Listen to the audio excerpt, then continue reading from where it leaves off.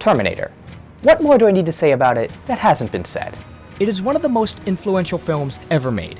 James Cameron's sci-fi take on the slasher genre with a sequel that paved the way modern blockbusters are made to this day. The action-packed saga of the fight between the humans who would one day fight to save humanity from a dark fate versus the robots sent back in time to preserve their future victory over all life. Throughout the years, Terminator has gotten a variety of films with a variety of opinions. Of course, we have the OG film, which is still a classic that people love. The story about a Terminator being sent back in time to kill Sarah Connor, who would one day deliver a son who would lead a human resistance in the future, and a Protector is sent back in time to save her. And then, we have Terminator 2 Judgment Day, one of the greatest sequels of all time, a reprogrammed Terminator sent back in time to protect John Connor from a newer, more powerful robot. Afterwards, Terminator 3 Rise of the Machines came out. A reprogrammed Terminator is sent back in time to protect John Connor from a newer, more powerful robot. This sounds familiar, and people didn't like it that much, me included. Then, Terminator Salvation came out. Meant to be a start of a trilogy, it delves into the future war between man and machines. People didn't like this one when it came out, but is slowly gaining a following for its unique ideas. Such a shame nothing came out of it though. In 2019, Terminator Dark Fate came out. A Protector is sent back in time to protect John Connor, Danny Ramos, from a newer, more powerful robot. People are incredibly split on this one for its divisive changes, yet somehow not evolving past the surface level, and did incredibly poorly at the box office. Dark Fate's poor reception among fans and disastrous financial results made this the potential final nail in the coffin for the Terminator franchise. This once legendary series now turned into a shell of its former self. Why? I think you're starting to notice a pattern here, right? Minus Salvation, each movie follows the same sort of formula, and audiences become more and more sick of it. While 2 found a way to innovate what 1 established, 3 and Dark Fate just tried to copy what made 2 so fantastic. It just gets more and more stale when it has so much potential to be more. Now, you might have noticed there is one more movie I didn't talk about here. Well, in between Salvation and Dark Fate, Paramount tried their hands at making a Terminator movie for the first time, and take the franchise in an entirely new direction. And the result was 2015's Terminator Genesis. How did it go? Wonderfully. Critics accuse this movie for its convoluted structure, glaring plot holes, poor acting, horrible chemistry, and the fact that it erased the actual good movies from the continuity. But is the movie truly guilty of this? I'm not gonna mince words. Yes, if you look at it critically, this is a really bad movie. This doesn't mean, though, that Genesis is without its merits. Despite all of this, I think the movie is still a lot of fun. I know that's considered blasphemous, but you'll see what I mean when we cover Terminator Genesis. So the movie begins with some Shutterstock footage, and then the beginning of Judgment Day, where the AI Skynet attacks the Earth. Wiping out most of mankind, the survivors form a human resistance against the machines. We then meet a young Kyle Reese being saved from some Terminators by John Connor, leader of the human resistance and Kyle Reese's future son. I like that the series continues to convey that the Resistance's best way to sniff out disguised Terminators is that the dogs are trained to smell them. I think it's a really neat touch. Years later, Kyle and John prepare to initiate a final assault on Skynet before they can send a Terminator back in time, kicking off the events of the first film. But first, some, chemistry. Use my hands for something other than killing. What about you? Cold beer would be good. There's some pretty big plans. Yeah. Yeah, I guess I don't think about it too much. Yeah, the acting. How do I say it? It sucks. It's wooden, it's stilted, lacks much of the emotion it should. It's really sad that some of the machines in this film have more emotion than the humans do at times. These are supposed to be best friends too, and I don't buy it at all. Enough about that though, let's get into some action. The Resistance make their move, taking on Skynet HQ, and this battle sequence is awesome. So awesome, we need an awesome counter for this film. Salvation was neat and all, but its aesthetics does not match at all what James Cameron envisioned the future war, making it look dirtier with traditional weaponry not too different from our own time. Genesis does its best to make sure everything is reminiscent to the first 2 films to give us the fight scene we always wanted to see. Flashing lasers, the blue and red color palette, the classic T-800s and their comically large guns, it's everything I wanted and more. However, as all this is going, Skynet is preparing to send one of their T-800s back in time, and unfortunately, John and his team are too late. We then cut to 1984, as for a bit, the movie recreates the first few scenes of the original film, as the T-800 arrives with the intent to track down Sarah Connor and wipe John from history. And believe it or not, that Arnold? That's CGI right there. That is some fantastic de-aging. We've come a long way from Clue and Tron Legacy, that's for sure. That looks nothing like my mother. Back in the future, John prepares to send Kyle back in time, once again just like the original film. For a while, it seems like we're just seeing the events of the Terminator unfold in a different perspective. That is, until this happens. You didn't think it would be that easy, did you? This is the weirdest Doctor Who episode I've ever seen. That little touch of death is from the T-5000. Skynet in human form causes the entire timeline to spiral out of control as Kyle receives memories of his younger self, now living in 2017, telling him one thing. Remember, Genesis is Skynet.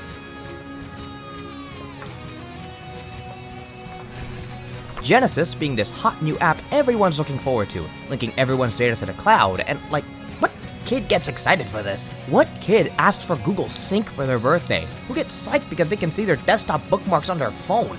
Back to the film, Kyle arrives in 1984, and once again, it looks like we're recreating the original Terminator. Just instead of Michael Biehn as Kyle, we have Captain Boomerang over here. Meanwhile, the T-800 continues his quest for some sick duds, and the unexpected happens.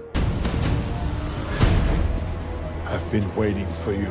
The events of the first film has finally broken as an older good guy T-800 takes on the original evil Arnold. And once again, just like the first battle scene, this is just so cool.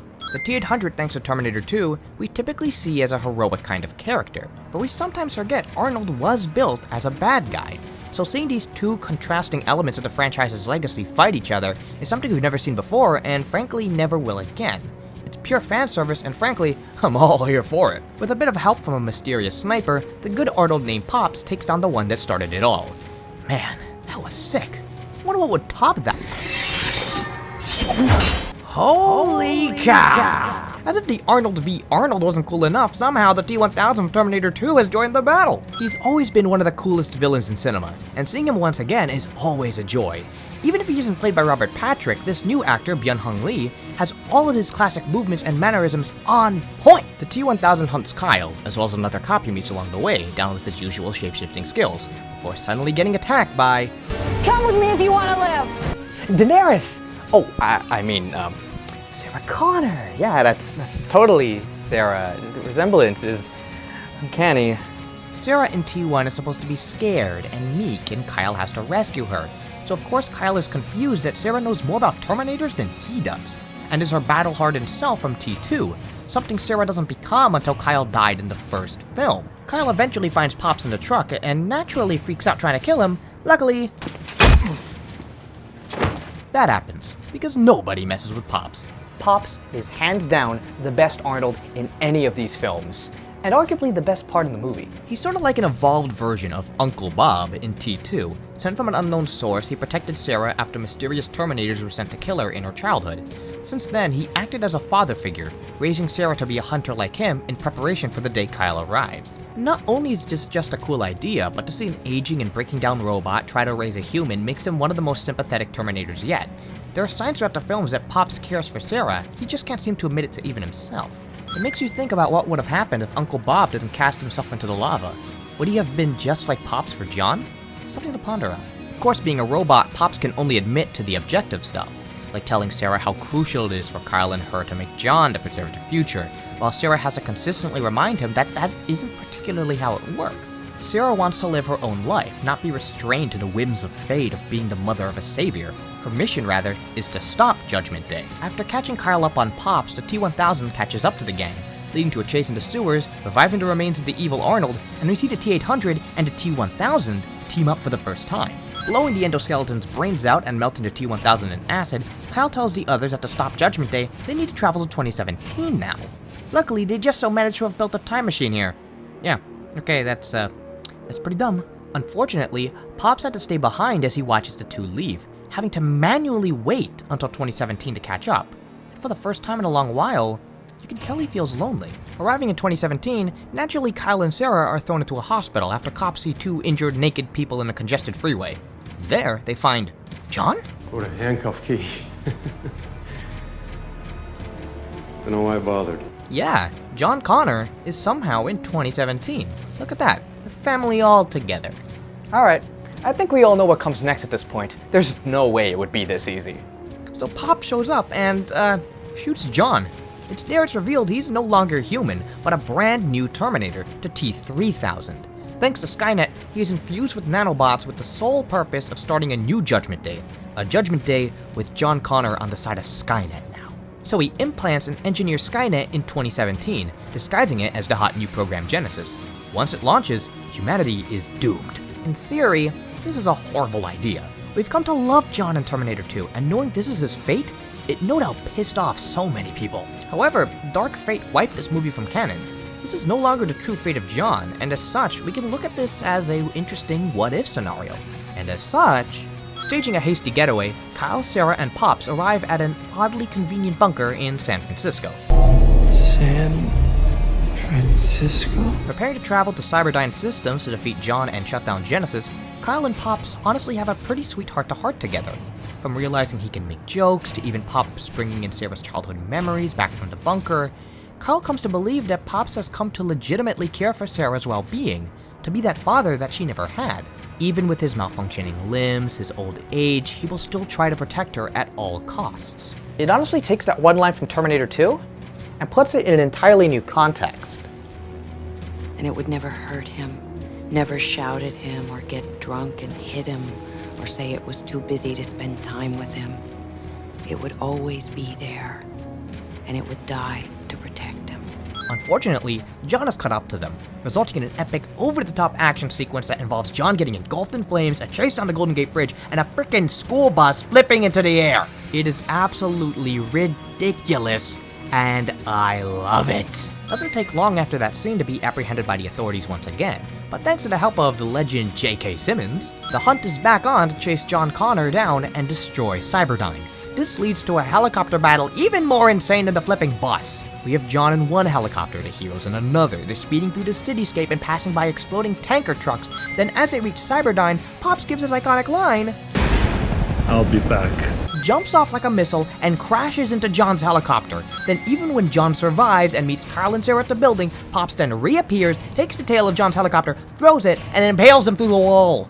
How could you not love something as inherently bonkers as this? So the epic final battle begins as the quickly growing Skynet and John try to stop our trio from preventing the launch of Genesis.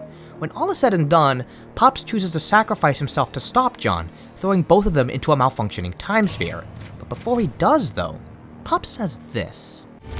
Kyle Reese, protect my Sarah. Protect my Sarah. The Terminator, of course, is a merciless killing machine. It has no time for love, emotion, and affection. That is, until Terminator 2 put into question about what if a Terminator could slowly learn to feel. The T-800 from that movie slowly starts to understand sparing lives, reasoning with others, and of course, knowing why humans cry. The thing is that he only lived for a couple of days. He only just begun to put everything together on what it means to be human. Pops, on the other hand, whether he knew it or not, spent years upon years upon years protecting Sarah, staying alive for Sarah, raising her to be the best warrior that she can be, while also being the best father that he can be, all the while choosing to preserve the memories he had with her. And now, it's those three words that not only affirm how much a human can actually mean to him, but it brings the final words of Terminator 2 full circle. The unknown future rolls toward us. I face it for the first time with a sense of hope. Because if a machine, a Terminator, can learn the value of human life, maybe we can too. And so, Cyberdyne is destroyed as Sarah and Kyle grieve the loss of Pops. Which is Terminator tradition for T-800s to die, so it's not like I expect them to come back or anything.